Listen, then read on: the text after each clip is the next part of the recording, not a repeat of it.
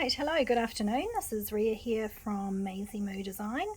I thought I would just do a real quick video on what I've been working on today. I've had so many requests for these tassel earrings, so I've put together a wee collection for you. So I thought I'd just go through what I've created and show you just the different options with the templates. So there's 4 different designs. The first one is, let's put this on here so you can see, is a rounded bottom. Now this comes in a rounded top, and it also comes in a square top. See, this one here's got like a square top, so you can put clamps or you can use your ring or your normal hardware. Here we go. So you've got your round.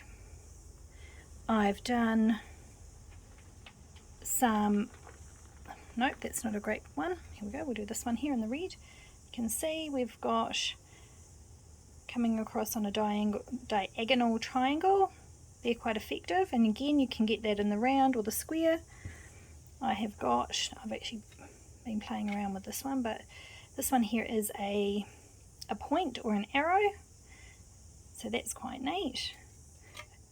And lastly, I've just gone straight across to give you, the pink really does stand out best, doesn't it? There we go, straight across to give you quite a cool asymmetric tassel shape.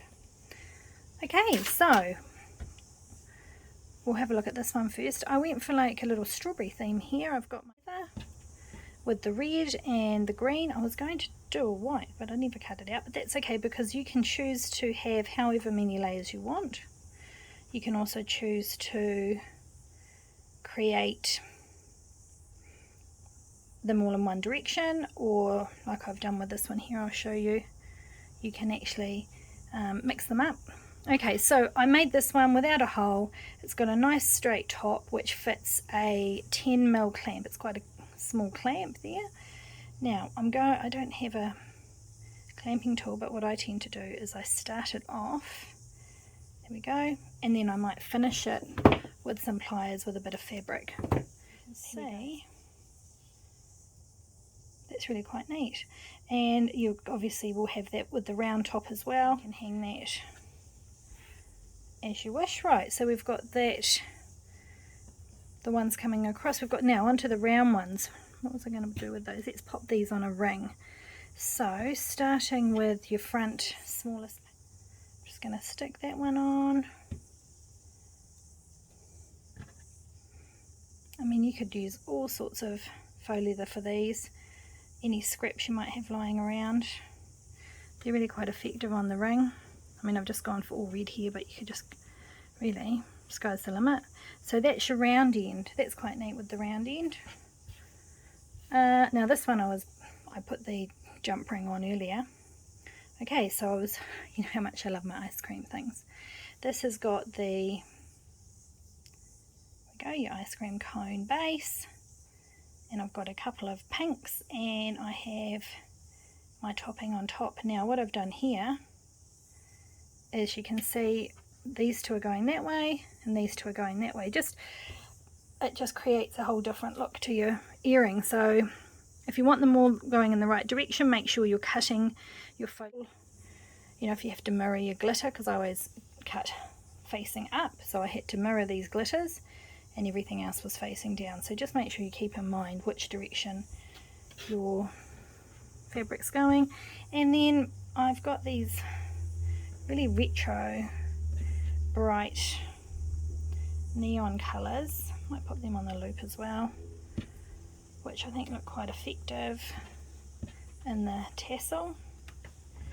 And this is just your asymmetric going across like that, like a feather. Very neat, eh? Alright, so hopefully that just shows you all the different things that you can do. You could actually mix them all up. You could have all the different ends, because they've all been sized the same and to fit. Oh, you can hear the rain on my roof. It's 91% humidity here today, and we're about to have a thunderstorm. and it's about 27 degrees, so it's hot in my office. So I'll wrap it up now. I'll take some photos of these and I'll get them listed this weekend. But if you have any questions, let me know, and I can't wait to see what you make from them. Cool. Alright, see you later. Bye. Okay, right, I thought I'd just give you a quick rundown on how I cut my tassels on my Cricut maker. Now, you just saw me using my brayer. I always roll my fabric, and I've got a real sticky purple mat. I have a fine point blade, and I'm cutting this on the faux leather thin more setting. It is a red lychee type faux leather, and I have it face down. It isn't the stickiest faux leather, so what I'm doing is I'm watching the cut. You can see me there pressing it down as it goes if I think it's going to lift, and that cut really well. Okay, onto the glitter. I've taped down the corners. It's facing up. I do like to cut my glitter face up. I'm using fine point blade again, and I'm using the Heavy Fabrics denim bonded setting. I'm testing it here. It's not cut through, so I'm going to run it through again. And I did this one twice and they came out really clean. And you can see this earring is the stacked square head with the clasp.